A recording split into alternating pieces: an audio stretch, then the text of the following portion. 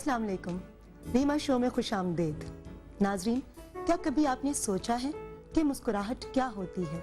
ये खुश दिली भी है और खुश उम्मीदी भी, ये हौसला भी देती है और हिम्मत भी, ये रीअश्योरेंस भी है और ये अफर्मेशन भी, दुखों का मदावा भी है और ज़िंदगी से नबर्दाज़मा होने का अज़्म भी। जो लोग मुस्कुराहटें बांटते हैं वो दरअसल रोशनी, उम्मीद और शिफा बांटते हैं। मेरे आज के मेहमान का शुमार भी ऐसे ही लोगों में होता है। एक तवील अरसे से हमें हंसा रहे हैं और अपने काटदार तन से हंसते हंसते और हंसाते हंसाते बहुत कुछ सोचने पर मजबूर कर देते हैं। आज के दौर में दूसरों के चेहरों पर मुस्कुराहट बिखेरना बहुत मुश्किल काम है। मेरे आज के मेहमान ना सिर्फ मुस्कुराहटें बिखेरते हैं बल्कि दिल भी जीतते हैं। The king of comedy, the pride of Pakistan, one and the only Umar Sharif. अस्सलाम वालेकुम। जी वालेकुम सलाम। मैं आपकी इतनी तारीफ़ें जो आपने की हैं, पहले तो उनका शुक्रिया अदा कर दूं कि इतनी तारीफ़ें आपने मेरी की।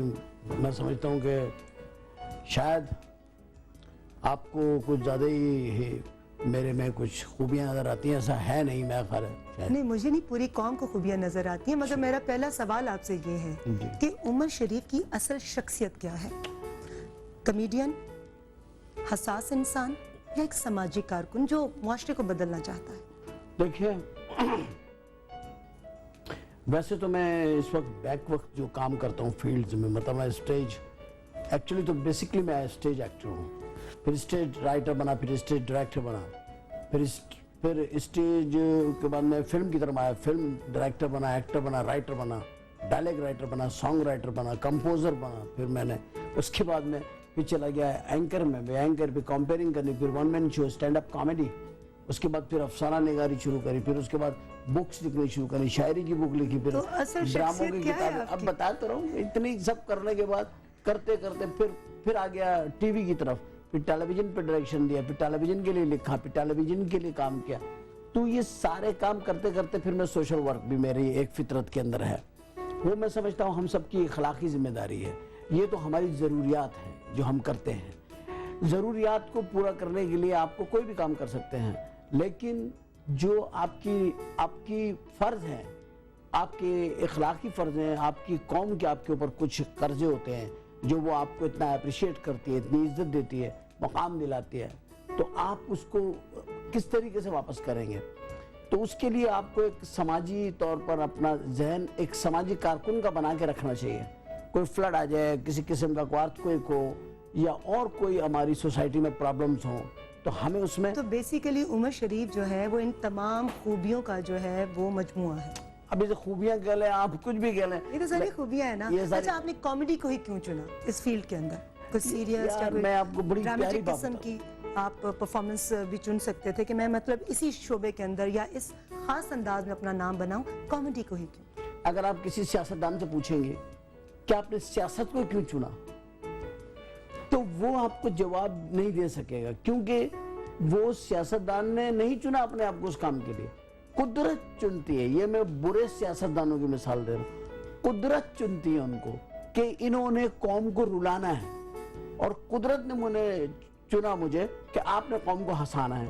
तो एक हंसाने वाला और एक रुलाने वाला, ये दोनों आदमी पैदा होते हैं और कोई उनको कुदरत चुनती है। आप किसी भी बड़े वाक्य को तारीख में चले जाए, चुने हुए लोग हैं जिन्होंने काम किया है, बुरा और अच्छा दोनों काम, चुने हुए लोग। आपने बहुत अच्छे काम किए, इतनी फील्ड्स के अंदर आपने अपने आप को मनवाया, फिल्में इतनी अच्छी बनाई आपने, और एक नया ट्रेंड दिया था आपने मिस्टर 420 के जब आपने बनाई थी। तो फिर एकदम आपने फिल्में बनाना क्यों तर्क कर दी?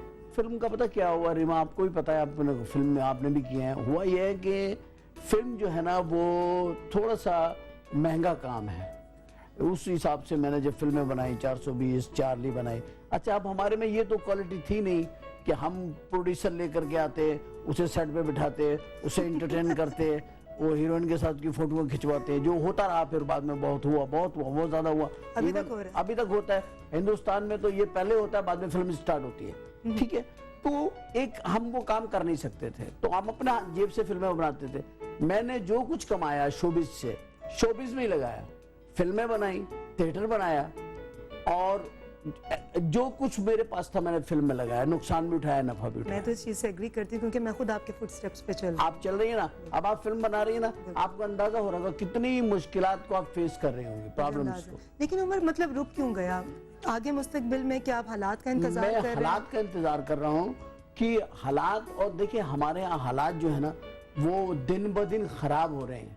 फिल्म जो ऑडियंस थी, जो सिनेमा गोइंग ऑडियंस थी, वो तो खत्म ही हो चुकी है। एक फाइन एक्ट्रेस का और एक भर्ती की एक्ट्रेस, इन दोनों में क्या आप फर्क महसूस करते देखिए फाइन एक्ट्रेस कौन है?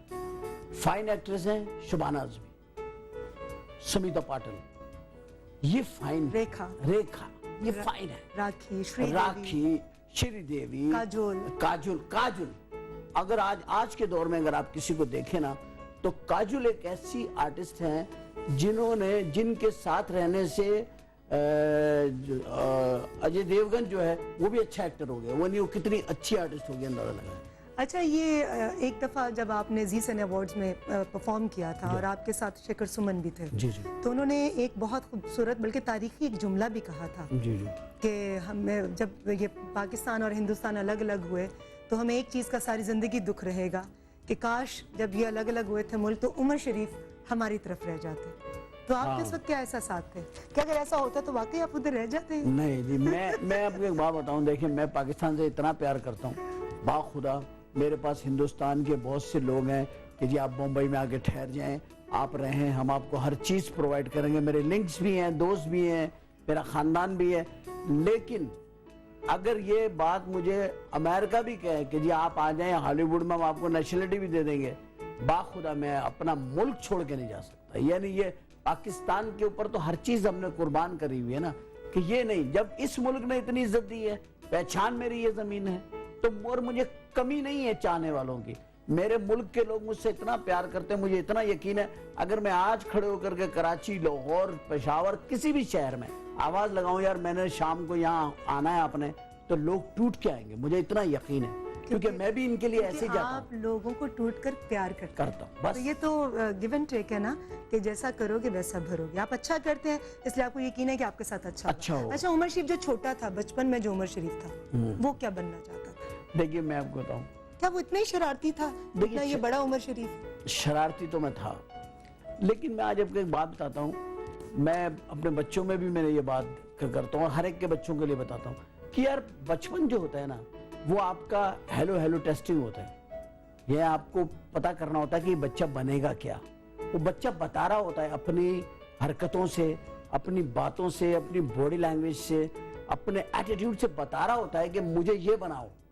वो उसका नेचुरल होता है और वो आपको इन्फॉर्म कर रहा होता है कि भाई मैं ये हूँ, मुझे ये बनाओ। कितने बहन भाई हैं आप? हम तो माशाल्लाह थे कोई तकरीबन 8-9 बहन भाई थे। अच्छा, 8-9 बहन। आप 3 रह गए।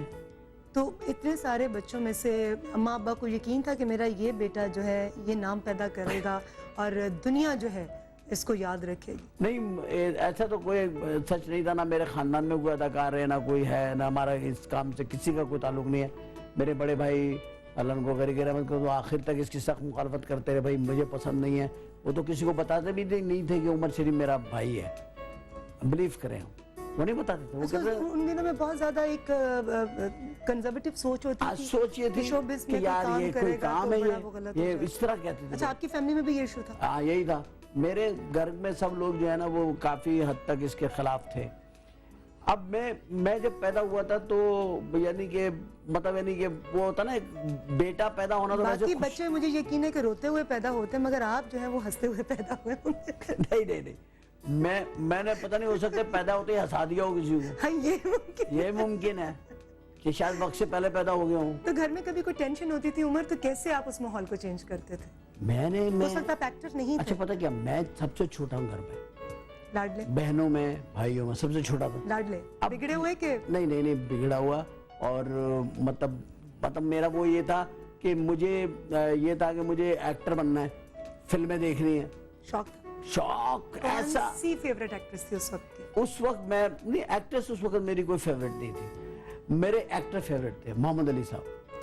इनकी गाड़ियों के पीछे ये कभी कराची आ जाए तो मुझे तो पता रहता, मैं अखबार वालों से मैं ताल्लुक रहता था, भाई कब आ रहे हैं ये लोग, मैं इनकी गाड़ियों के पीछे भागा हूँ। आपने उनकी पैरोडी भी की, बेशुमार मरतबा। कभी डांट पिटी उनसे? ना ना ना, मैं उनके घर में बैठ के तुम बातें, आपको तो पता ही, मैं बेशुमार मरतबा उनके घर में परफॉर्म उनके सामने किया।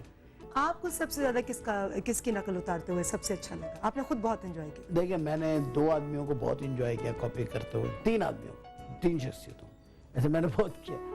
एक तो मैंने किया मोहम्मद अली साहब को। थोड़ा सा कर देख रीमा, मैं तुझे एक बात बताता हूँ,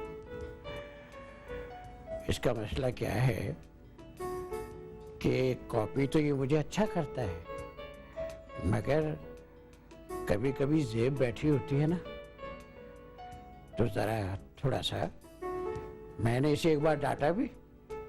मैंने कहा, खबीस, अगर तूने अब मेरी नकल की ना तो डर गया, अब नहीं करता। अच्छा, दूसरी शख्सियत? वो मेहदी हसन था। और मैं मेहदी हसन साहब से सवाल करती हूँ। मेहदी साहब, कुछ गुनगुना कर प्लीज बता दीजिए या सुना दीजिए। देखिए, मैं आपको एक बात बताना चाहता हूँ, ये सुर होता है, इसका जो अंदाज है, गुनगुनाने के लिए बाजा चाहिए, बाजा नहीं होगा तो गुनगुना नहीं पाऊंगा। सर, एक जुमला एक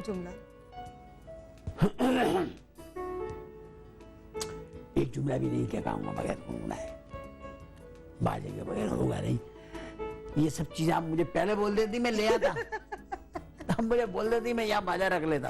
एक लाइन एक मैं चश्मा लिया था काला, एक मैं लिया था, सारी चीजें। आपने मुझे अगर ये सारा करवाना था काम। एक कोई लाइन बोल दे, उनकी आवाज इतनी अच्छी। आप मेहदी हसन साहब जैसे फनकार पैदा नहीं हो सकते, मैं हमेशा कहता हूँ, क्योंकि वालिदैन भी फौत हो चुके हैं और उन जैसे फनकारों का पैदा होना अब मुश्किल है। तो मैं समझता हूँ कि ये सदी मेहदी हसन की सदी है। उनका कौन सा गीत आपको सबसे ज्यादा पसंद? मुझे उनके बहुत सारे गाने बहुत पसंद है।